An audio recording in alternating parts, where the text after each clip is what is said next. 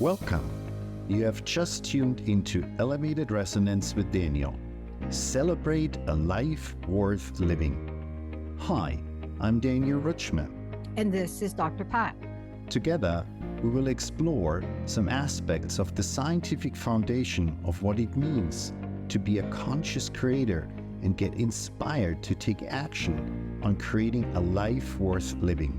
I bring a unique blend of expertise to my work, leveraging an in-depth knowledge of concepts in neuroscience and the science of resilience, as well as over 20 years of experience in the corporate world and of what makes organizations successful. Know that it is possible for you to create a life, a team, or an organization that you truly want, despite the circumstances in your outer world. Are you ready to embrace change and celebrate a life worth living? Then this show is for you. Elevated Resonance with Daniel starts now. Hi, everyone. I want to welcome to a fabulous show we've got planned for you. I am so honored I get to take this journey with Daniel. And I'm always in awe that whatever the topic is that Daniel picks, I look at that and I think, he must have been in my space for about the last 2 weeks to be talking about this. Today, two of the greatest tools humans have. I know you're wondering what they are, but if you heard the opener for Daniel, he walks in many worlds. He walks in the world of individuals to help them, organizations at the corporate level, groups and teams.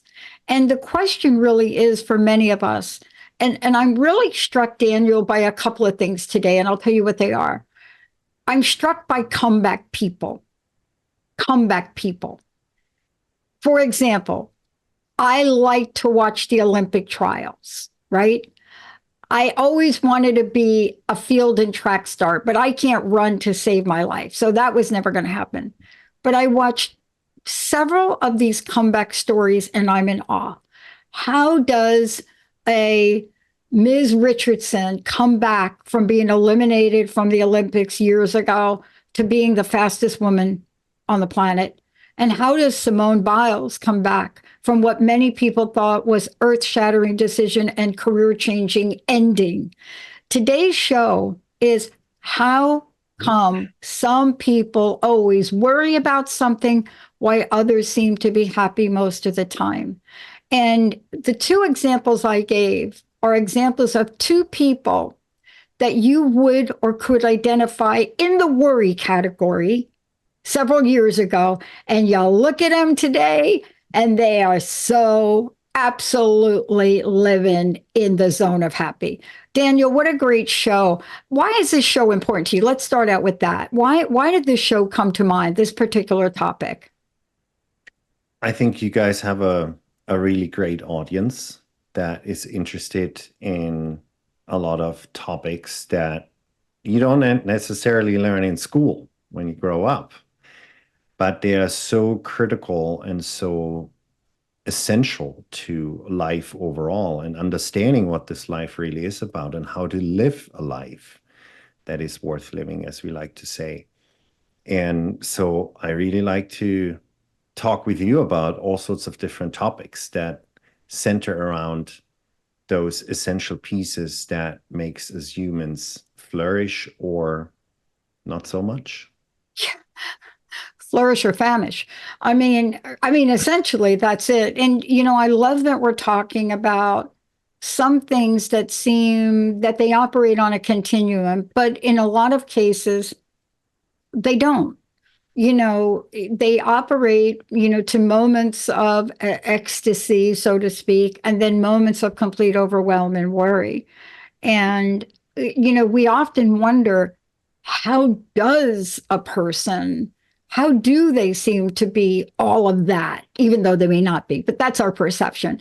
Mm-hmm. Oh my God, they're like worrying. I mean, like I have a friend, I could ask, what movie are we going to? And before we even decide on the movie, she has listed 15 things that we have to be aware of before we even go to the movies, right? Mm-hmm. I mean, things that are just mind-boggling, but that is the space that she lives in. So let's talk about that question and why this is so important to explore. It's such a good question because sometimes it's hard to put your finger on it, right? So you Yes. meet someone who's always worrying about things, and then you meet someone that is happy all the time, doesn't seem to worry too much about things in a healthy way. And I think everybody agrees on which person is easier to be around or to hang out with. But the question is, why is that? And often we're like, oh, that's just how I am. But that is really who we are, is a collection of certain genetic expressions that are inherited, but for to a large extent, who we are is the result of our experiences in life and our associations with them. And so, about this question, how come that some people seem to worry all the time and other people don't? It reminds me of a conversation that Mike Tyson had with Sadhguru. It's a fascinating conversation. Encourage everyone to go on YouTube and look it up. You can listen to it. It's up there. And there, at some point, Mike Tyson, think about Mike Tyson, very successful in his career. Um, Nobody I know would try to cross the line with him, right? And he asked Sadhguru, why am I always so afraid of someone calling me a wussy or a wimp? That's literally what he said. And Sadhguru, in his response, starts at some point to talk about two main faculties of our human brain. And he calls them our vivid sense of memory and our fantastic sense of imagination. And so, if you think about those two things, our memory and our imagination, those are two faculties that are some of the greatest tools we have as human beings. In fact, I would say those two faculties are probably some of the most important things that differentiate us from other species on the planet. And yet, most humans seem to suffer from them, right? Many people tend to think about the worst case experiences that they had in life, the worst experiences, and then they choose to imagine the worst case scenarios when they think about their future, right? When we think about the future, everything is possible. Why pick that particular thing? So, what that leads those people to is that they constantly worry about their future, what other people think of them, what they might do to them, how things might work out for them or rather not. And then they use the memories of their past to reaffirm how miserable life is and will continue to be. If I have to say this in other words, then many people spend a lot of time on worrying about things that haven't happened yet, and they feel frustrated, guilty, or sad about things they can't change anymore. And that to me might not be the best use of our time. It's shackling. I mean, it's a prison that gets created. And, when I think about this and I think about the way you just described it, is we now have studies that I can't remember the latest study, but something like 66% of everything we worry about never happens. I think that was the latest, somebody did that study. But yet we're seem to have a propensity as humans to do that. Yet at the same time, we also have the propensity to free ourselves of that. And, that has to do with what you describe and how you talk about the brain and memory, doesn't it? Yeah. Last time when we came together during the last episode, we talked about living in stress or survival versus living in creation or in flow, which has a lot to do with that as well. But why don't we dive a little bit deeper into those two faculties of the brain to kind of build a model around what that really means? And so we human beings have the capacity to relive a past experience. We can think about it, ponder about it, and some of those memories then turn out to have a negative effect on our life, right? We get anxious, we just lose any motivation, right? So just by thinking about certain things. Now, I always ask, what makes a memory a negative memory? Because it's not really the past, the experience alone. A negative memory is the combination of a past experience, of course, but coupled with a very strong negative emotional association toward it. And we know the stronger the emotion that is associated with an experience, positive or negative, the stronger the memory will be, the more we can remember it. So when we think about such a past experience that we memorized, then we are reliving the same emotional response why we think about it, which is what typically happens. This is where things go into the wrong direction. And yeah, just to be clear, and I want to repeat this again because it's so important. It doesn't matter what the experience was. It doesn't matter. Could be the worst thing that could happen to a human being, or could be the best thing. It doesn't matter. The experience itself doesn't make a memory of an experience a negative memory. It's the negative emotion that's associated with it that allows a past experience to put its claws around our neck and suffocate us. Maybe one last thing I want to mention here is Dr. Joe Dispenza. He once said, related to this, he literally said, a memory without the emotional charge is wisdom. And then he said, until you can overcome that emotion, you will never gain the wisdom of that experience. Yeah. Yeah. And I love that quote. And I love it for a lot of reasons because, how often have you heard in life? I mean, we hear about parents, multi-generational parents saying, look, we hear things like no crying on the football field. Mm-hmm. Or I had a boss that literally, said at a meeting over something that was so sad and I started to fill up. And my boss looked at me and said, no crying in the boardroom. I mean, literally. So right? I mean, I know you're laughing because I know you've heard this stuff. But look, we now know the wide range of emotions are what make us who we are. Mm-hmm. And there was nothing I was not going to be able to do anything not to cry about this situation because it was sad. And it was something I related to. Now, it may sound silly, but one of the vice presidents just lost their 13-year dog, and he was describing it, and I just couldn't control myself.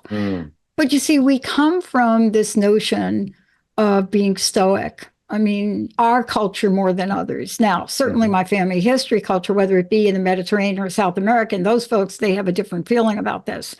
But when we're talking about why some people worry and some people are happy, there's got to be an understanding of this in order for people to know that they can have a choice about it, correct? Because that's what the point of the show is.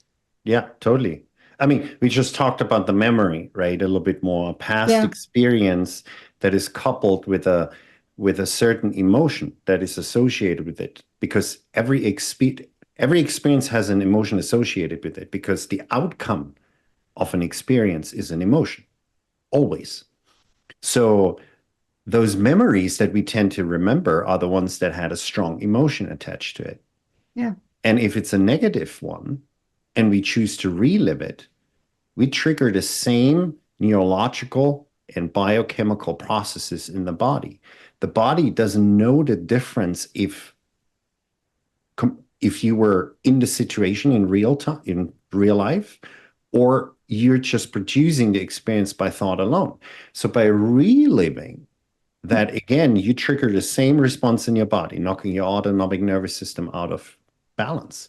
We talked a lot about that in the last episode, right? Which is really where your system gets out of balance and you get more and more into this survival mode. And that is very limiting. It's cortical inhibition, where we can't think straight because the brain is not in coherence anymore. The heart's out of coherence. It just triggers a long list of issues in the body, as we said last time. For short time, that's totally fine, right? We are made for that. We have the survival system, the fight or flight response system. But if you do this over and over again, now, if I constantly think about those past experiences that are not really supporting me, that are not really supporting what I want to create in life, I'm basically falling back into this program. Now, let's talk about the other faculty, the imagination. Yes. So, as we talked about last time, when we're in survival mode, we often imagine the worst case scenario when we think about our future. Why is that? Because if you plan for the worst, you have a better chance of survival. That's what you do when you're in survival. You plan for the worst case scenario, so you have the best chance to survive. Now, with our vivid sense of memory, and our fantastic sense of imagination, like Sadhguru described it, right? It's not just there to think about the bad things and worry about the bad things that might happen in the future. They opened the door to allow us to manifest anything in life, to manifest great opportunities. And yet, with all those possibilities in our life, many people rather choose to expect the worst instead of focusing on the things that they really want to create in life.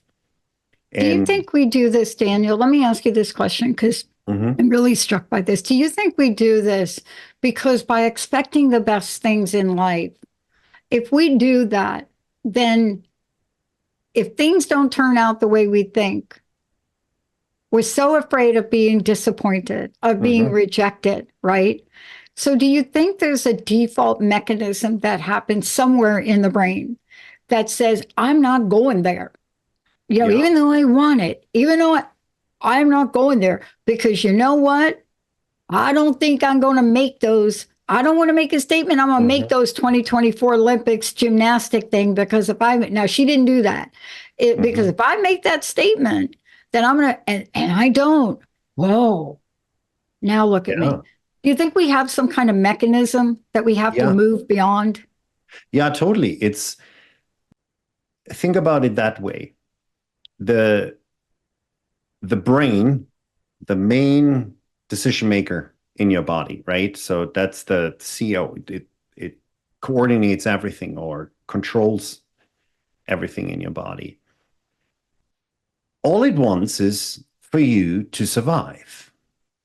And to survive, we're going to protect ourselves from things that might happen. So if I had an experience where I studied for a test, right? Maybe, let's say, a math test, and I failed badly. That's a strong memory, right? We might feel really bad about that experience, and it's really carved in our brain. So that's a memory. That's a neurological network that is stamped into our matter up there. Now, next time a math exam comes around, what happens? I'm studying and I'm getting more and more anxious as the test comes closer. And then I'm thinking about, and then automatically the brain brings up those memories. It's like, look, hey, we don't want to do that. It's like, because that's been a bad experience, right? That triggered the survival mechanism when we got anxious and frustrated. And so we don't want to do that again, because that's a survival situation. And we almost lost that one last time, right? That's kind of like, I'm obviously exaggerating, but that happens under the hood. Our subconscious is calling up this experience, and you don't even have to remember that lost time where you failed that test. But there's an association that is programmed into your neurological network because of that past experience that is triggering this response. That test is coming up, didn't go that well last time, so it's most likely not going well this time either. We got to prepare for that, and that's where you get anxious, where this fight or flight nervous system kicks in. And so the key is really here that we take a pause and we look at what's going on in our head right now. What are we thinking about? How are we feeling? How is the body responding? Because often we are not aware of it because it happens subconsciously. Take a pause, see what's going on, and then make a conscious decision if that is what you want your brain to instruct you, or usually by running on autopilot, right? Yeah. It happens automatically versus taking control back to you and saying, no, we're going to change this association. Everything in your brain is plastic. You can change everything that your brain is programmed into. And Daniel, that is the key, what you just said. Let's talk about how now, because we have learned so much about tools, techniques. Mm-hmm. I know one of the greatest things that's helped me along the way from undoing or rewiring or whatever you want to call it has been hypnotherapy. I talked about it earlier today.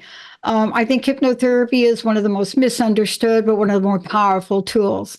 Let's talk about some of the things that people can do, especially when you're banging your head up against the wall. You've said you've tried everything else and you can't, blah, blah, blah. There are more things we can do. What are they? Yeah. No, some of those experiences are strong. Some of those traumas are very strong. And overcoming the emotion that is associated with that past experience, that is liberating your energy to create whatever you want. But that's not always easy, right? It's easier said than done. But the first thing I think people need to realize is that for the most part, they let their past and their perception of their environmental conditions dictate how they think and feel through their memories and their associations that are programmed based on past experiences. When you go through life and see something, oh, that person is doing this person is saying that, that's why I feel like that. Once we take control back and say that person doesn't have control over me, the person can scream and yell at me, I don't need to get frustrated and angry. That is in my control. It absolutely is in my control. So not to fall into that trap of letting any past experience dictate how we think and feel about our life and how we anticipate our future to play out. That is super important. So some of those tools that are available, I think there are so many great modalities that can help people with this process. There is particularly, I was so happy to see that during the pandemic, when I don't know why, but breath work all of a sudden was exploding, right? Everybody was starting to do breath work. Everybody started to talk about breath work. And it's not just, Wim Hof or something like that. There's many different types of breath work, but all of those, they're very somatic. So they work with the energy that's in the body and an emotion, a past memory. A lot of those emotions are locked up in the body. It's locked up energy. So breath work can be a great tool to liberate that energy. In fact, if you do some of those, what they're called, they have all sorts of different names, transcendental breath work. Oh, yes. Where it's fast and you do this for quite a while, and I've done this many times and I love it. It can really liberate energy and memories, and you process and work through that. Oh, I was in a tournament 10 days ago, and I found myself in a very awkward situation playing. Mm-hmm. First of all, it was 97 degrees indoors, so you're never really okay up here. But I found myself in one moment where I was about to lose a match I should have never lost. And I use one of those tools. I stepped away. I'm allowed to step away. I stepped away. I grabbed the water, but I did 30 seconds of breath work. Mm. That's all I needed. And I'm talking about breath work. Breathe in, hold your breath for 3 seconds. Breathe out, just that. Now, I'm not saying that that is the go to for everything, but it was so powerful. I couldn't remember the last point. Yeah, right? Or the last four that I lost. Yeah. I mean, when there's a little child or something happened and is crying, what do we tell them? Take a deep breath, right? And so there's many different types of breath work. I also got introduced to a new type of therapy. Well, it's not really that new anymore, but it's been around since, I think, developed in the 90s. But it's called internal family system. It was developed by Richard Schwartz, an amazing body of work. There's a great book, if someone is interested, that gives you a great interview and some exercises to work through that Richard Schwartz wrote. It's called No Bad Parts. Great overview about IFS, the internal family system. Hypnotherapy, right? You mentioned that. Super powerful because it goes into the subconscious where all those associations sit and those memories sit, even if we don't remember them, but they are there and we can reprogram, rewiring ourselves. And those are just a few to name. I mean, I'm a big fan of the science of emotions and the science of resilience that goes hand in hand with it, and how to work with stress, where we use certain breath work techniques, where we explain people what it means, how important emotions are. As you mentioned, in the corporate world today, you can't, back in the days, it was like, leave your emotions at the door, right? It was. No emotions in a work environment. Now organizations start to understand that emotional intelligence is one of the key success factors of an organization, right? Just to say that. But I think to close this off, the most powerful tool I've experienced myself is meditation in the form of mental rehearsal. And I'm saying this because there are studies that show that most successful business leaders practice some form of mental rehearsal through some form of meditation, and they reflect at the end of the day, in the evening, on what's going on. So using meditation as a tool for mental rehearsal is super powerful. So when we work with organizations, we often teach them that type of meditation where and this particular type of meditation primes the brain for how we want to show up in life. May it be at work or at home.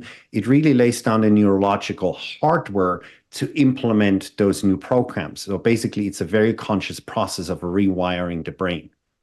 And it's just a wonderful, wonderful tool. Well, look, this is more powerful than we can even explain in a half-hour show, but I will tell you it is powerful. And it's powerful at every level. And let's just be clear about this. And then I would love to know your closing message. Yes, we're referring to athletes, but I will tell you, but this process saved me in the middle of defending my dissertation when I was literally being attacked by one of the committee members. I had to step out of the room. But what did I do? It happens with moms that need a minute in their day, right? Dads, kids that need a minute, kids in school that need a minute. So we're not just talking about a small group of people. We're talking about a universal way for us to literally shift and rewire, aren't we? Yeah, I think one of the best things we can teach kids, children, youth, adults, professionals, intellectuals, executives of companies, one of the best things we can teach all those people, pretty much everyone, is how to regulate our emotional states. No kidding. Because it's so fundamental to everything. It is fundamental. And given the new generations of workforce, where they are demanding the number one and number two thing on their plate is organizations that are compassionate and empathetic, you better learn a few things. Daniel, what's the best way to find out about you? Thank you so much for today, and tell people how they can contact you. Thank you, Dr. Pat. Super easy. Just go on our website. It's www.elevatedresonance.com. Thank you. Thank you, Daniel. Thank you so much. And for those of you out there, remember what we said, this is a choice. These two greatest tools we have, and dancing or teeter-tottering or seesawing between worry and happy, you get to choose. Today, Daniel shared with you ways to do it. We'll see you next time. You have been listening to Elevated Resonance with Daniel. Celebrate a life worth living. I'm Daniel, and along with Dr. Pat, you have been learning some of the key aspects of how to navigate towards your vision of the future by creating and living your best self every day. Tune in every first Thursday at 11 a.m. Pacific Time or 2 p.m. Eastern Time to become better in coping with the demands and challenges of everyday life. For more information about this show and how I can support you, visit my website, elevatedresonance.com.